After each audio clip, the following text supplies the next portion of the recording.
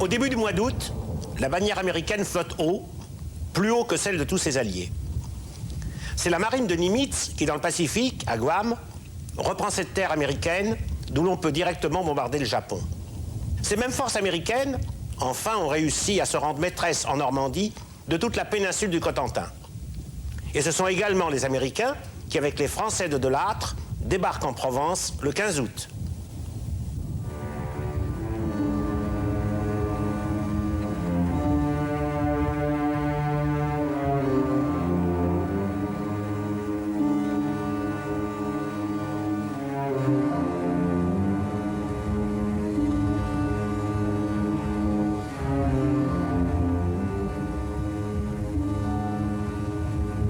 Pour commenter les actualités américaines et les dernières actualités de Vichy, nous sommes avec Ridgway Knight, ancien ambassadeur, et qui, d'une certaine façon, a été la bonne fée des rapports entre De Gaulle et les Américains.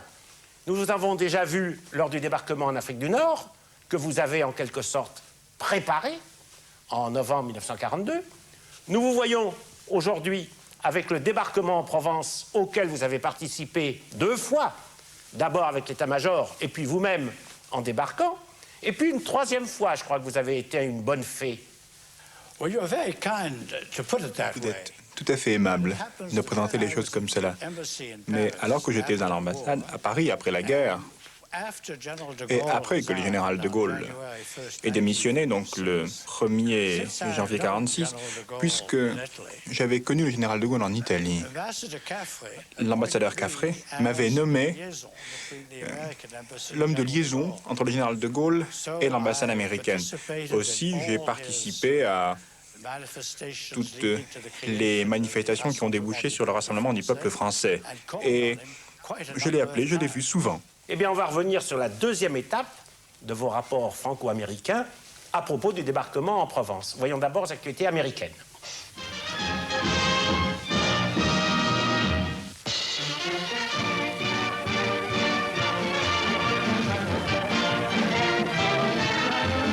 Dogs, dogs, dogs. You can get one easy enough, with or without fleas, but can you train the doggone dog?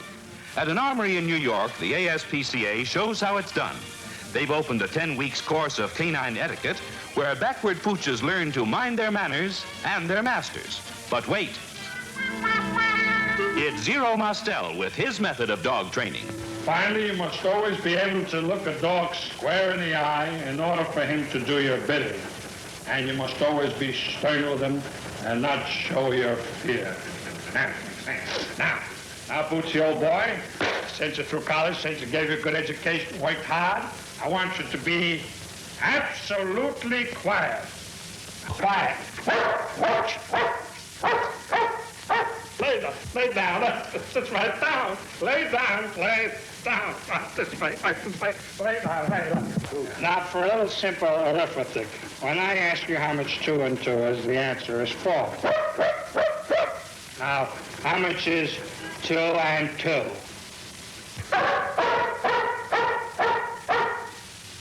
4. And after 6 dizzy hours, Mostel reports.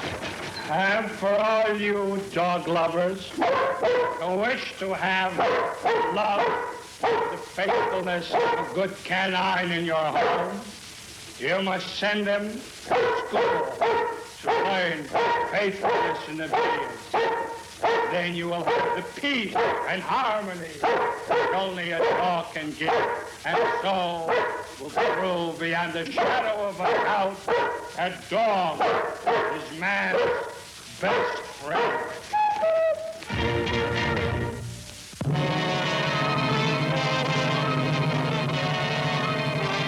The battle for France, climaxed now by new invasion from the south. American, British, and French troops storming the once gay Riviera, pouring inland, smashing north, in scenes like these that were the last full-dress rehearsal for attack. And thanks to that rehearsal, plus experience, whole armies are once more landed against the reeling enemy, as smooth as clockwork. Ridgway Knight, c'est une répétition, mais en fait, c'est bien comme ça que ça s'est passé. Vous en étiez, d'ailleurs, vous avez été décoré. À ce moment-là, vous avez débarqué avec les troupes en Provence. Racontez-nous ça. Finalement, tout cela est venu de la participation au débarquement en Afrique du Nord. En effet, j'avais aidé le général Clark à quitter la conférence de Seychelles dans des circonstances difficiles.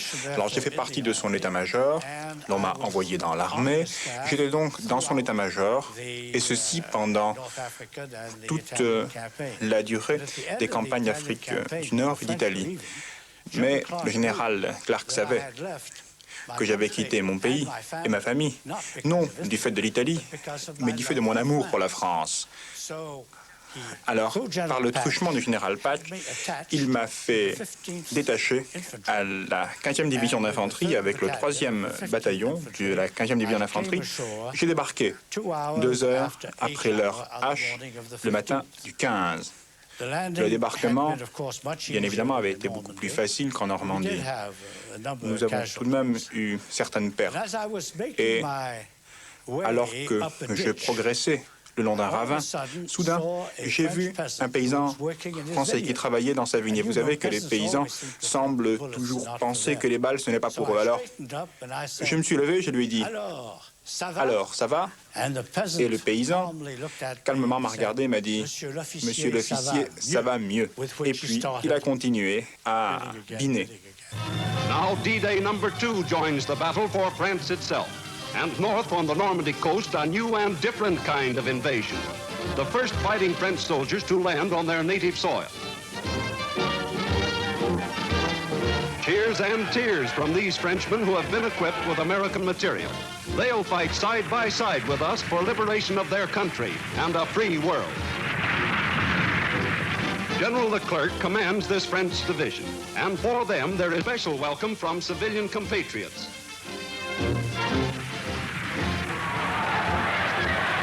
Invasion becomes the Battle of France, which is the battle for Europe and victory in 1944.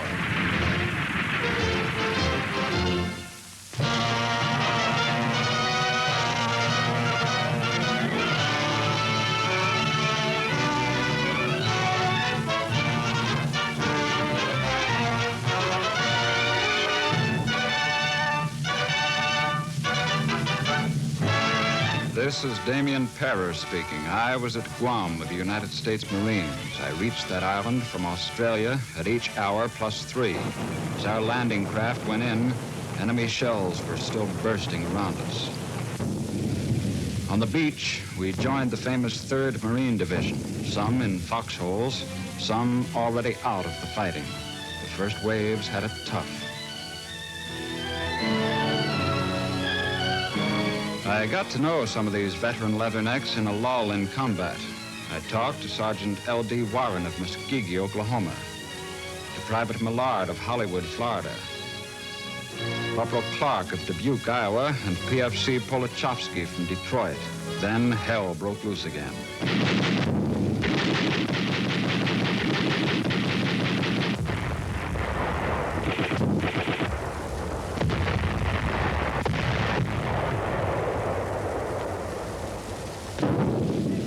The jungle smells, and it's steaming hot.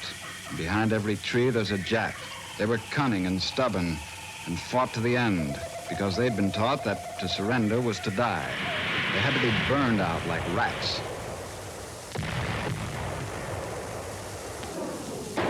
Japs everywhere. If you didn't duck quick enough, you were carried back.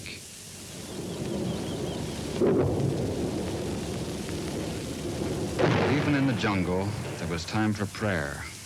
Somebody said there are no atheists in foxholes. I wouldn't know, but something besides strength and courage brought these boys through. Then we were ready for the advance on Orote airstrip. Just a few more weary miles and the island would be ours again. We all had known for weeks what we were going to do and were itching to do it. We were coming back to Guam, and we were avenging every sailor and Marine who ever died there.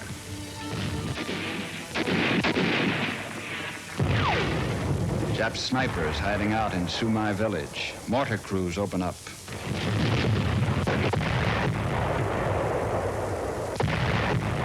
Building by building, piece by piece, we destroyed that village. It took us 2 days, but there wasn't a Jap soldier alive when we got there.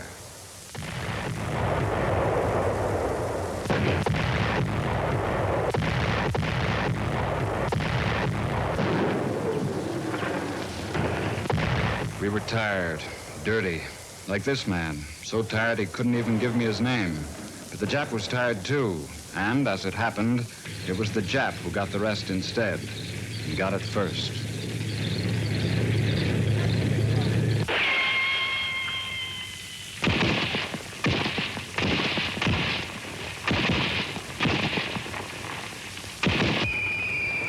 Our men didn't like what they were doing much, but it had to be done. Once and for all time, Guam had to be fumigated. And that meant dead Japanese, plenty of them.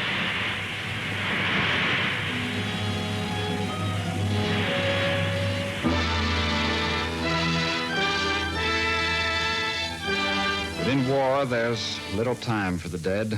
The immediate job for the living is to stay alive. At last, the fighting is over and time for a cigarette for the boys from back home. Yeah, this was the moment we'd been living and waiting for, all right. I was wishing some of us who hadn't come this far had lived to see this scene. This was the reconquest of Guam.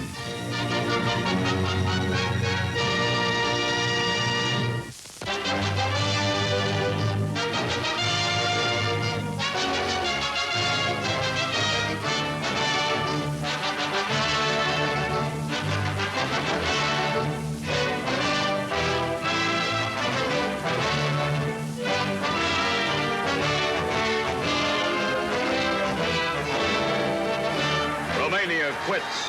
First satellite nation to turn on Germany as King Michael proclaims surrender and calls for war against the Nazis. South France Drive surges miles inland, north through Grenoble, west through Marseille. Whirlwind drives by Allied troops, constantly reinforced by new thousands and staggering equipment. The Hun on the run in southern France. Nazis in full retreat. From northern France, more headline news of Germans in headlong flight. Record-breaking air attack, climaxing the total offensive to bring Hitler down. Germany under explosive pressures. Germany facing the grand crack-up. Army crack-up. Dead Nazis by the thousands along the roads of our mighty northern advance. Tank crack-up. Mile after mile of wrecked Nazi equipment. Guns the Germans try to fool us with. They're dummies made of wood mounted on carts, and we weren't fooled. After ersatz food and ersatz clothes, it's ersatz artillery, giving these Canadians a frontline laugh. The war in the air. Bombers on the lookout for robot bomb launching platforms.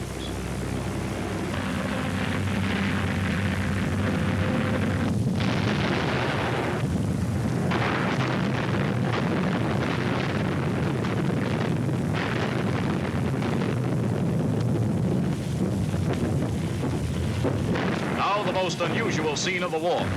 Robot bombs shot down before your eyes.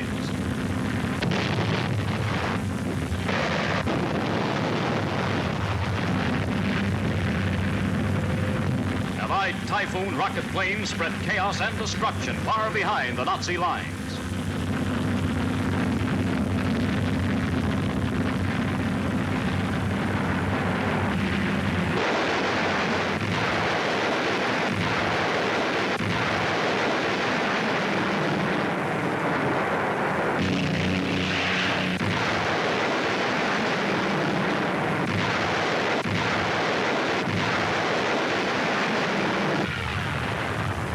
And in every liberated village, the German posters come down. And as they come down, spirits go up. A few troops remain to garrison the town, while the main advance sweeps on, sometimes bewildering the livestock a bit.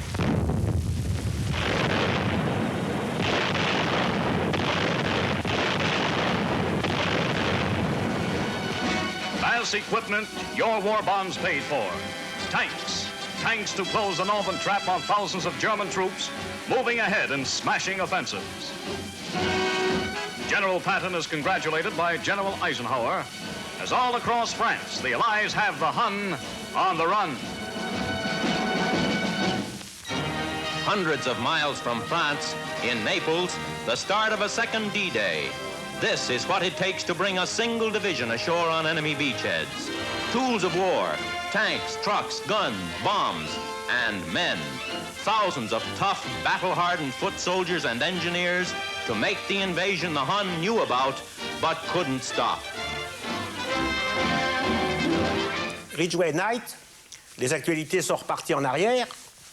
Nous voyons la préparation du débarquement de Provence. Nous sommes à Naples. Vous y étiez, puisque la ville de Naples s'est rendue entre vos mains. Mais vous avez surtout assisté aux discussions entre ceux qui voulaient encore débarquer à Klagenfurt, aller vers Klagenfurt et l'Autriche, et ceux qui voulaient débarquer en Provence. Vous pouvez nous rappeler ce conflit?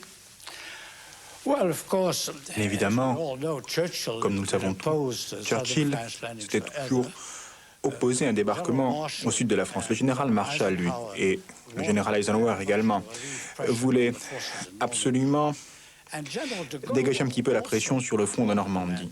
Et le général de Gaulle aussi voulait ce débarquement de manière à ce que le drapeau français soit vu lors de la libération de ce territoire.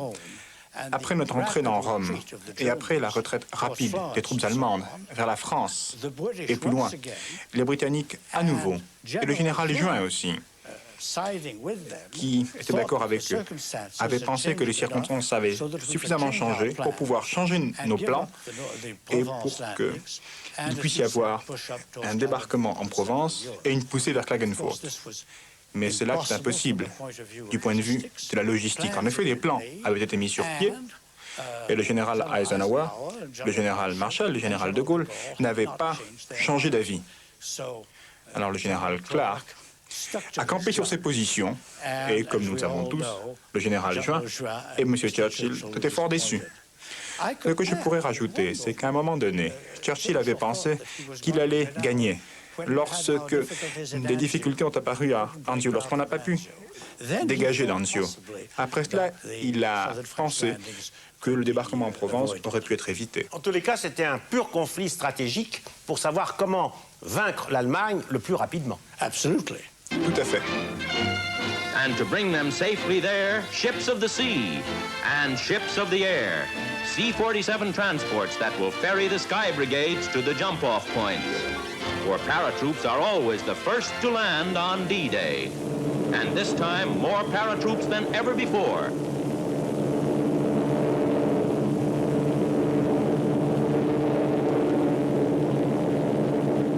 H-hour. Now they pour in France's back door, landing as far as 30 miles beyond the beaches. These are the first newsreel films ever made of an actual jump into enemy-occupied territory. This is a rendezvous with the Nazis that was 4 years in the making.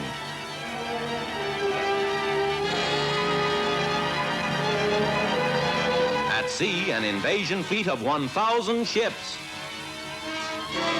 Some men sleep, some wish they could, and others make sure they won't be mistaken for the hated Boche. Then, naval barrage.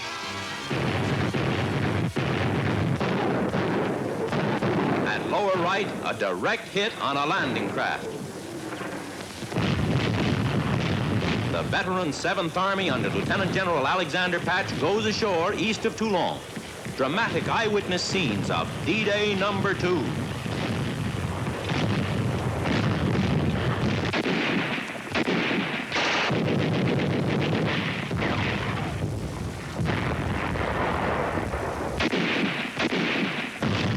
Allied fist strikes deep into the flabby German underbelly as the Yanks secure their beachhead. 15,000 prisoners in the first week. Beaten Nazis, whose generals now admit the Battle of France is as good as lost. Some glad to be captured. And the amazing sweep rolls on past Switzerland. The 7th Army races to join General Patton's 3rd Army in the north. And everywhere, the armband of the French forces of the interior gives evidence that fighting hearts have never died. French peasants are eager to tell which way the Boche went in the unmistakable international language. And the drive goes on.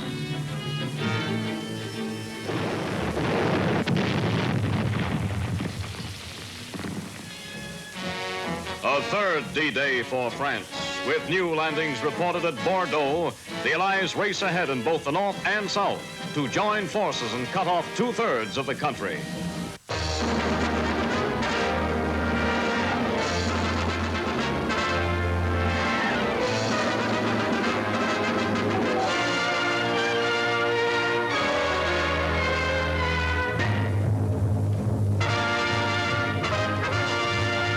Right now, there are not enough doctors and nurses to go around. More and more are going into the service of their country. Those remaining are being terribly overworked. Something must be done to help them. And you are the people who must do it. You must learn to take more responsibility in combating common illnesses. To this end, the American Red Cross has developed simple courses in home nursing to relieve the nurse and doctor shortage. These courses are open now to 3 million mothers, fathers, sons, and daughters. Mobile units of the Red Cross will conduct classes in war plants, in schools, in churches, and other convenient places. The complete course will require only a few hours of your time. You will be taught how to measure and administer medicine, how to take temperature and pulse, to keep charts for the doctor, to do things to help give comfort and speed recovery. You will be taught to carry out a doctor's orders, to handle communicable diseases, how to care for our incapacitated veterans. Yes, even how to handle a baby.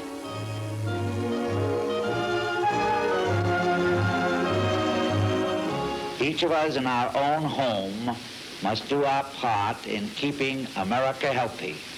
The Red Cross recommends that at least one person in every household take a Red Cross home nursing course. Do your part. Call your Red Cross chapter today.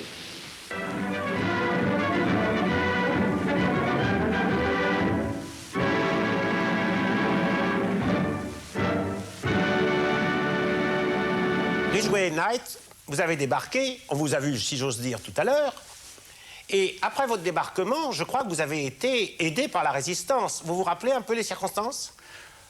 J'ai des raisons personnelles d'être reconnaissant à un élément qu'on appelait le bataillon des morts et qui se trouvait sous les ordres d'un jeune architecte qui s'appelait Marc Reynaud.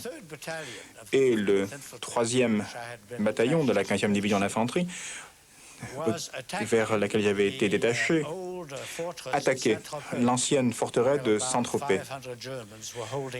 500 Allemands s'y trouvaient. Et là, ce Marc Reynaud dont je vous ai parlé, et ceci d'une manière fort courageuse, tout seul, a grimpé sur les remparts et avec une grenade a détruit un nid de mitrailleuses qui avait arrêté notre avant. Marc Reynaud a été blessé au cou et j'ai eu le grand plaisir, 2 jours plus tard, d'écrire sa citation à l'ordre de l'armée et me trouver avec le général Patch lorsque le général Patch a donné la médaille d'argent à Marc Reynaud. Tout ce que je peux rajouter, c'est que le nombre de résistants qui se trouvaient sur place, sur la place de Saint-Tropez, pour la cérémonie, était beaucoup plus important que le nombre de résistants qui se sont battus avec nous. Je voudrais vous poser encore une question concernant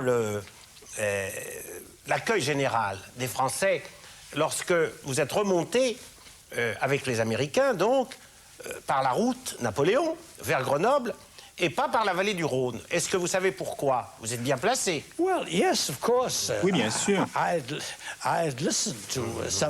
J'avais écouté certaines de ces discussions.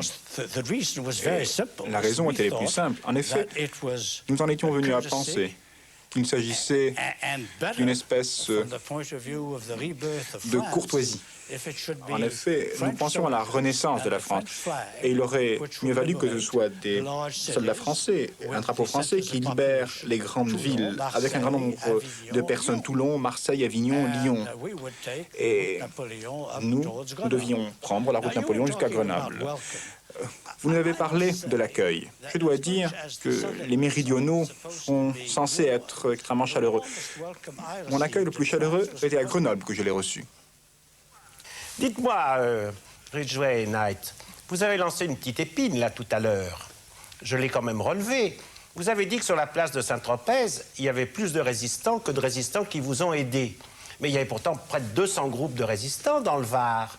Et vous êtes arrivé plus vite à Grenoble que prévu, je me trompe? Les seuls avec lesquels j'étais en contact, c'était le bataillon des morts, dont je vous ai parlé.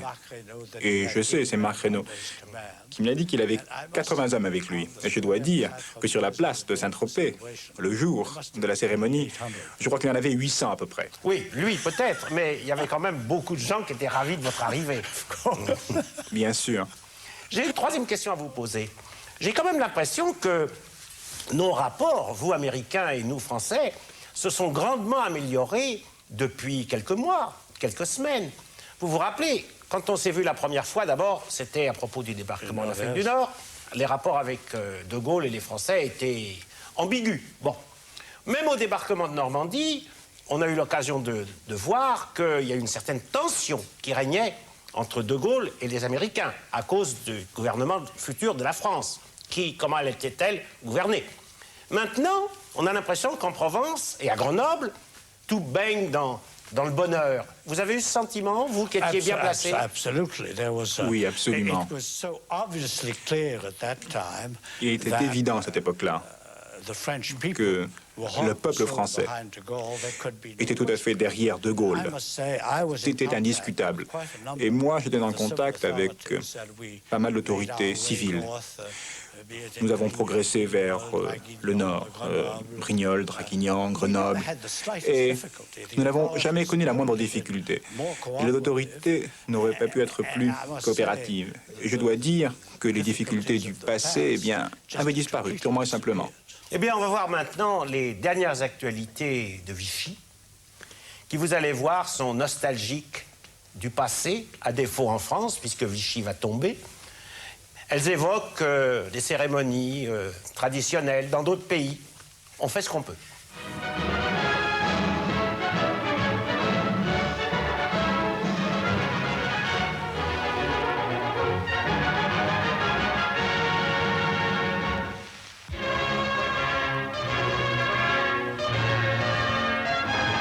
Après l'attentat manqué contre le chef de l'État allemand, cet aspect de la pièce du grand quartier général, où le Führer s'entretenait avec ses collaborateurs, atteste la puissance de l'explosion.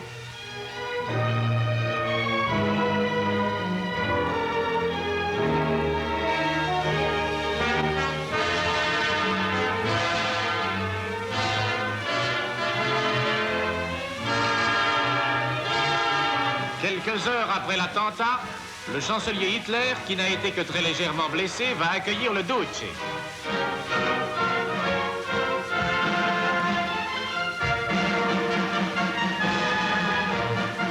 Ridgway Knight, ces actualités françaises, enfin de Vichy, sur ce voyage ont du retard, 3 semaines. Et là, on voit Mussolini qui arrive au quartier général le jour même, enfin 24 heures après l'attentat contre Hitler. On va d'ailleurs voir qu'Hitler est blessé, il a eu plusieurs endroits atteints par l'explosion. Mais ce qui est intéressant, c'est qu'avant que Mussolini arrive, l'attentat avait eu lieu, on a arrêté le train dans la nuit, on a fermé tous les rideaux, on a peint les fenêtres en noir, et Graziani, le maréchal, et Mussolini, dans le train, se sont demandé qu'est-ce qui se passe. Ils étaient anxieux, perplexes, et Hitler leur dit « j'ai reçu une bombe ». Et après cette bombe, Hitler est d'une certaine façon gai d'avoir échappé à cet attentat, naturellement. Mais ce qui est intéressant, c'est que Mussolini, qui était venu anxieux et un peu... Il était venu voir un peu ce que devenaient ces 4 divisions italiennes en Allemagne pour les entraîner et les ramener en République de Salo pour lutter ensuite contre les forces anglo-américaines. Mussolini, quand il apprend cet attentat, est content. Il explose de joie, il chante, il rit. Il dit, il n'y a pas que chez nous qu'il y a des traîtres. Il y en a chez Hitler. Tu entends, Graziani, il y a des traîtres chez Hitler. Ainsi, Mussolini, qui était arrivé tout pâle, va repartir rayonnant. Les traîtres, il y en avait aussi chez son bon allié allemand. Le maréchal Graziani.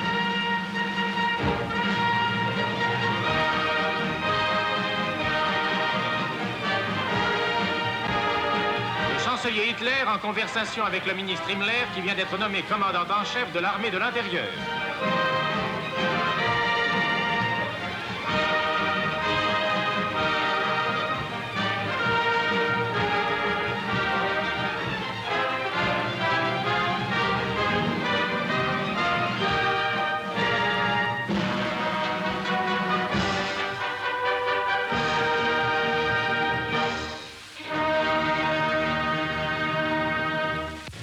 La marine de guerre du Reich utilise depuis peu des torpilles d'un genre nouveau dirigées par un seul homme. Le pilote a pris place dans un torpilleur monoplace et l'on referme sur lui la coupole de verre qui, seule, émergera de l'eau.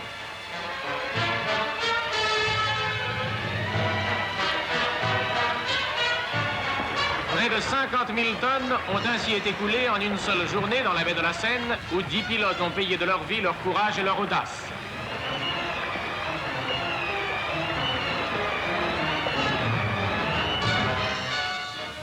Ceux qui, dans la mer du Nord et dans la Manche, ont fait valoir la puissance et l'efficacité de cette nouvelle arme, reçoivent leur récompense.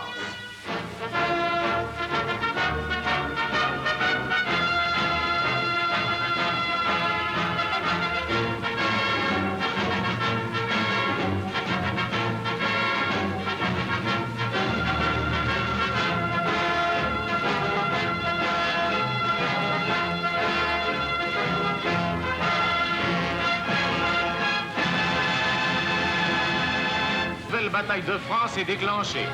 Devant la poussée anglo-américaine, les renforts allemands montent en ligne.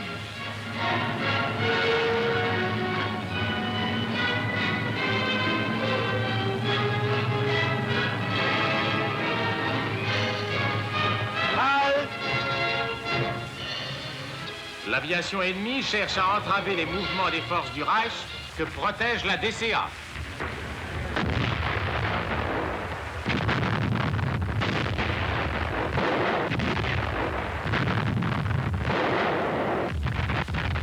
Phosphore tombent en pluie lumineuse.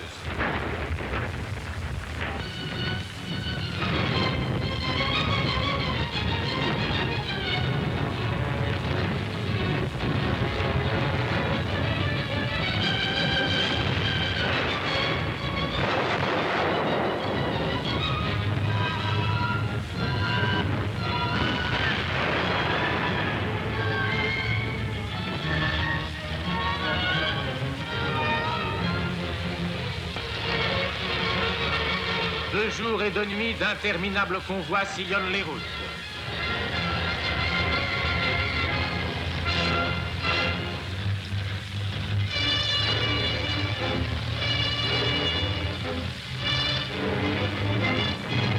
Des grenadiers allemands se dirigent vers de nouvelles positions. Leur visage est marqué par l'âpreté de la lutte. Chars et canons d'assaut se portent en avant pour contre-attaquer.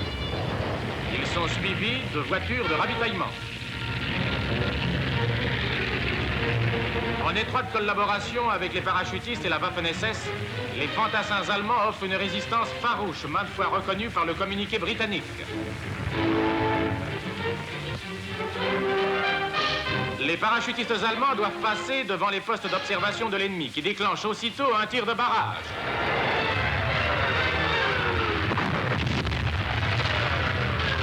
Plaqués au sol, les hommes restent immobiles.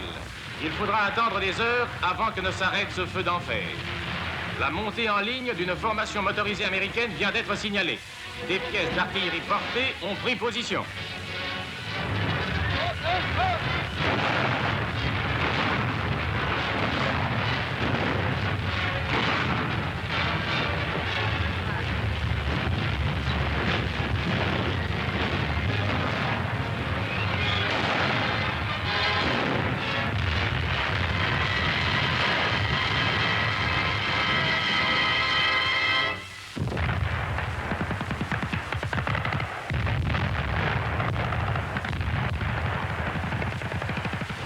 voici qu'à quelques mètres, un premier blindé américain fait irruption. Les parachutistes vont le prendre à partie avec leurs nouvelles armes anti-chars.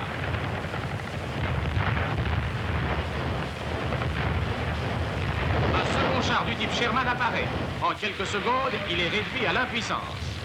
Au sud du Cotentin, les Américains ont lancé dans la bataille des réserves inépuisables de matériel. D'autres tanks surviennent.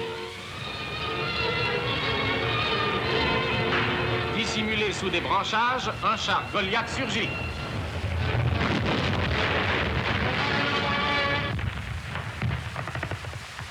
Maintenant, les parachutistes allemands s'attaquent à l'infanterie américaine.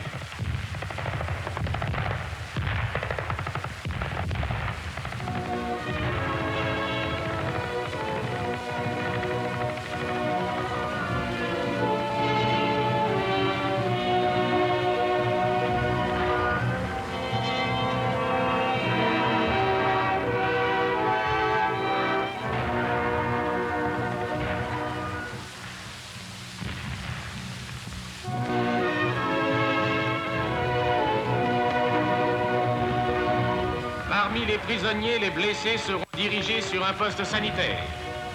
Tandis que les Anglo-Américains jettent dans la bataille une quantité sans cesse croissante de troupes servies par un matériel impressionnant, l'Allemagne concentre ses efforts sur la première des armes de représailles, les V1 dont la région londonienne et la côte sud de l'Angleterre subissent nuit et jour le feu.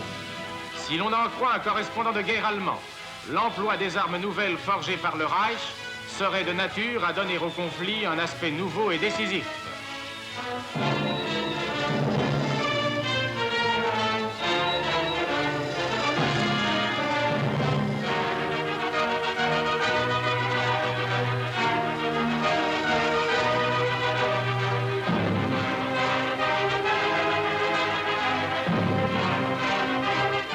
La France poursuit son calvaire.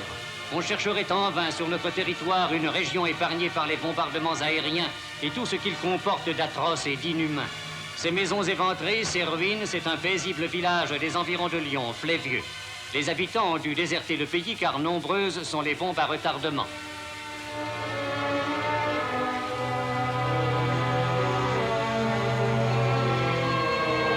Cependant, certains reviennent malgré le danger pour sauver le peu qui leur reste.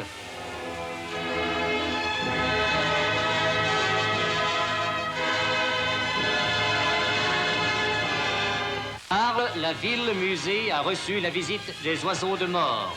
Le plus grandiose de ces monuments, l'amphithéâtre aux pierres millénaires, a été atteint par les bombes.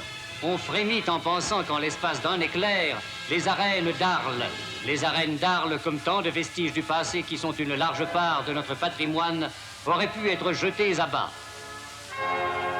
L'église de la Major a également souffert du bombardement, tout comme l'église Saint-Julien.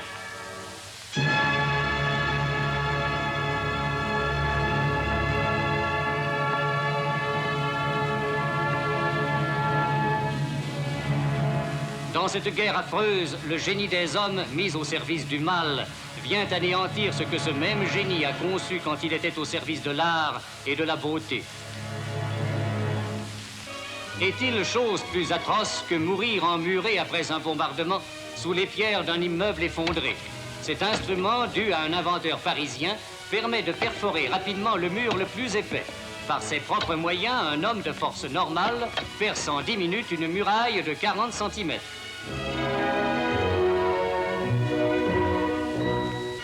À Paris, devant le Grand Palais, de lourds camions arrivent d'Allemagne d'où ils rapportent précieuses cargaisons, les œuvres destinées à l'exposition L'âme des camps, organisée sous l'égide de la Croix-Rouge française. Dans de lointains oflags et stalags, voici tout ce que nos prisonniers ont réalisé de leurs mains, le plus souvent avec des moyens et des matériaux de fortune. Émouvante synthèse de la vie intellectuelle et artistique des camps, cette exposition nous rapproche encore davantage par la pensée de ceux dont nous attendons le retour depuis plus de 4 ans.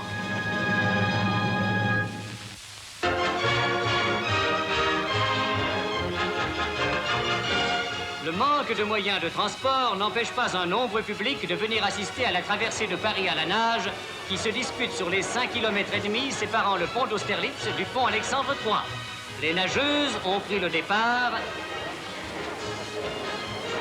Avant les nageurs, galanterie sportive oblige.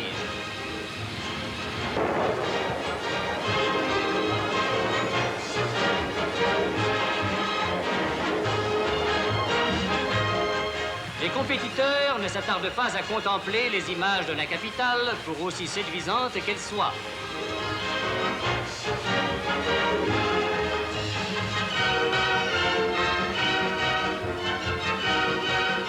Chez les hommes, c'est une lutte farouche entre Le Morvan et Pelletier, suivi de près par Martin.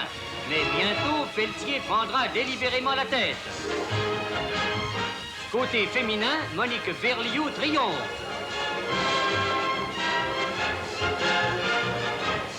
Chez les nageurs, Pelletier l'emporte. Marcel Bernard et l'interminable Yvon Petra font leur entrée sur le court central du stade Roland-Garros pour disputer la finale du tournoi de France de tennis. Service Petra, service boulet de canon. Bon retour de service de Bernard qui est gaucher. Petra monte au filet, le premier set lui revient, 6-1.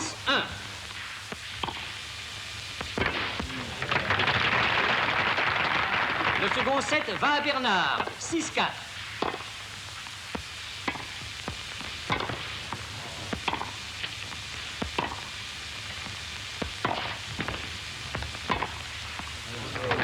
Le troisième set est encore pour Bernard, 6-4.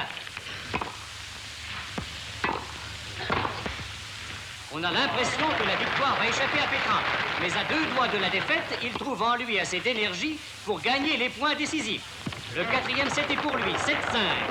Et le 5e également, 6-2. Le sympathique Petra est heureux, et ça se comprend, d'avoir conservé un titre chèrement acquis l'an dernier aux dépens d'Henri Cochet. La croisade de l'air pur bat son plein. Ces petits Parisiens vont être dirigés vers un coin de la campagne française où ils souffriront moins des rigueurs de la guerre que dans la capitale. Insouciante jeunesse. On retrouve ici la même ambiance joyeuse que lors des départs en vacances d'il y a 10 ans. Cependant, d'autres enfants demeurent à Paris où l'on s'efforce de leur faire oublier le drame qui les entoure. Dans les écoles, des garderies ont été organisées. La vie continue entre 2 alertes, comme par le passé. Conscients du rôle qui leur incombe, les maîtres s'emploient à divertir sainement les enfants.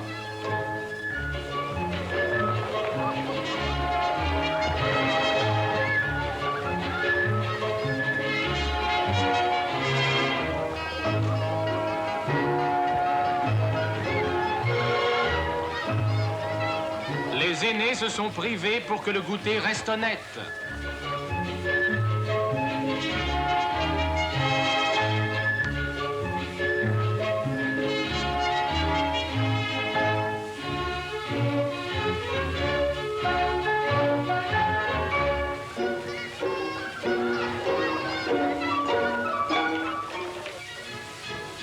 Mais la grande attraction reste le cirque, où vraiment, ces silhouettes en témoignent, on ne pense plus à rien qu'à s'amuser. Puissent ces sourires ne jamais s'effacer et nos petits traverser la tourmente sans trop de souffrance pour vivre demain leur vie dans un monde apaisé.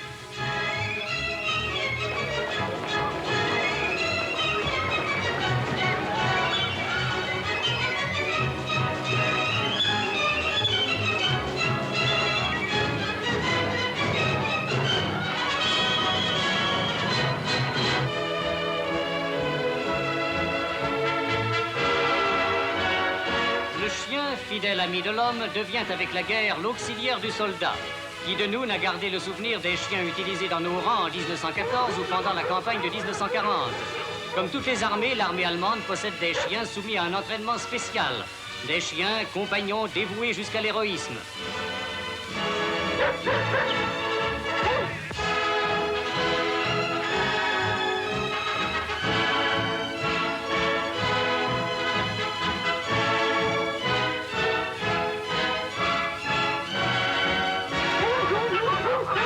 Particulièrement pour le transport des blessés que ces chiens rendent de précieux services.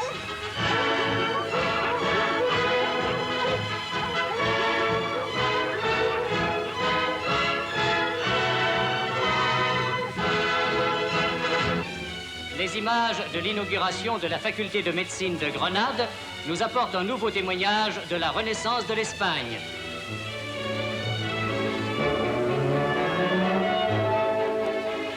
Les futurs praticiens trouveront dans ce magnifique édifice les installations les plus modernes.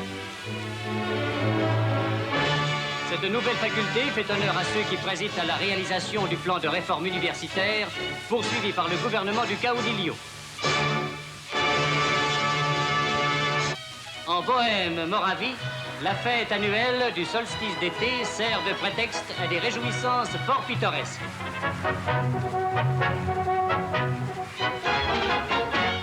À cette occasion, renaissent les plus vieilles coutumes.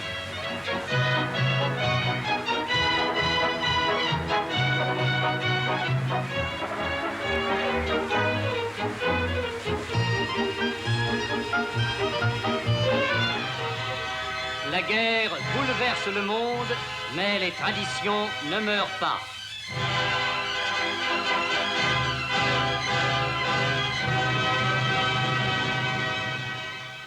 Ridgway Knight, j'ai deux questions à vous poser. Une, sur la connaissance que vous avez eue pendant ce débarquement des différents généraux que vous avez croisés. Ils s'entendaient bien, les Français et les Américains? J'ai souvent pensé à quel point nous avions de la chance dans le partage entre les généraux français et américains. Le général de Lattre était très difficile. Le général Clark, c'était une autre diva. Et si le général de Lattre avait travaillé avec le général Clark, je crois que ça aurait fait des étincelles. Or, le général Juin, grand soldat, c'était un homme qui était modeste, un diplomate, qui pensait très bien. Le général Patch, héros de Guadalcanal, était un homme modeste aussi, et un grand soldat. Donc finalement, les deux hommes s'entendaient très bien, et nous avons eu beaucoup de chance. Bon. Et puis alors, j'ai une question plus grave. Vous avez été donc en zone sud, là, vous avez avancé avec les troupes américaines et françaises en zone sud, et plus tard, vous avez fait un rapport, une sorte de diagnostic sur la France, à la fin de la France de Vichy, où nous sommes, et ce rapport, quel était votre diagnostic à l'époque? À cette époque-là, ce rapport a déterminé tout mon avenir.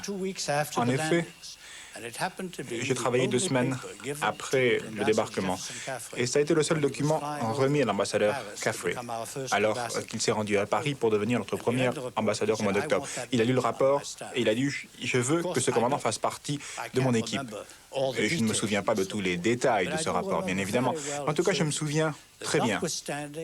J'avais dit la chose suivante. Malgré l'enthousiasme qui était évident partout pour le général de Gaulle, j'avais également pu détecter d'une manière évident qu'il y avait un autre parti très fort qui continuait à attirer une grande partie de l'opinion française. Et j'avais prévu qu'en dernière analyse, nous en serions revenus à quelque chose qui aurait ressemblé à la Troisième République. Merci, Ridgway Knight, d'avoir été un prophète. De Gaulle a été bien accueilli et au bout d'1 an, effectivement, il a dû partir. La semaine prochaine, à Histoire parallèle, nous verrons des actualités britanniques et allemandes.